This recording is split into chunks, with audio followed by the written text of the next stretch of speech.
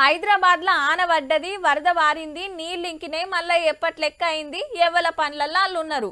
కానీ పల్లెలల్ల పరిస్థితి అట్లా లేదబ్బా. కంటికి రెప్పోలే కాపాడుకున్న పంటను నోటికాడి బుక్క ఎత్తగొట్టినట్టు చేసింది ఆన. ఇవాళ ఏ ఊర్ల చూడు అందరు కల్లాల కాడనే మార్కెట్లనే. తడిచిన నేర్పుడు మొలక రాకుండా జాగ్రత్తలు తీసుకున్నాడు.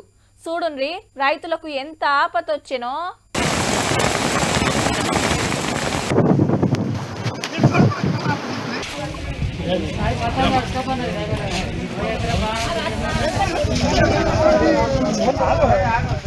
చెరువుల వడ్ల కుప్పలు పోసినట్టు, కాలువల పంట వార పోసినట్టు, మడుగుల ధాన్యం దాచినట్టుంది. ఆనలు చేవట్కే సక్కదనాల పంటలు తెర్లైనాయి.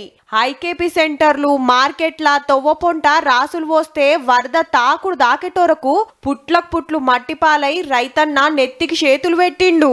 2 సార్లు నూగినా కొద్దీ నేర్పుడు మళ్ళా దగ్గర కేసుడు. ఈ కైకిల్లోళ్ళు ఈ పెట్టుబడులు వచ్చేటట్లే ఈసారి. ఇప్పుడు లేబర్ పిలిచిన ఒక్కొక్క లేబర్కి 800 అంటారు. 4 పిలిచిన నిన్న ఎడి పోసిన ఇప్పుడు 4 అత్తాలు అంటే దాదాపు 5-6 వేల ఖర్చు చేయాలి. ఇయాల రేపట్ల జోకుదురు మంచిగా కాంటే అవ్వు దమ్మడ దిమ్మడ దంచేటోరకు నాని పచ్చిబుడ్డలు కావట్టే ఒగొక కాడ మొలకలు కూడా వస్తున్నాయి.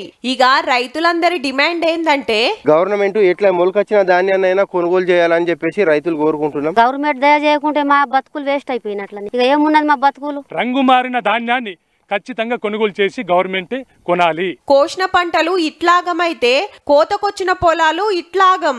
ఏడి కాడికి వరదంతా అడ్డం పడ్డది. ఈ నీళ్ళల్లా మిషన్ దిగరాదు, పంట కొయ్యరాదు. 4 ఎకరాలు వేసినాం. 2 రోజులు అయితే కోతకొచ్చేది. మొత్తం నీళ్ళపట్టం అయిపోయేది.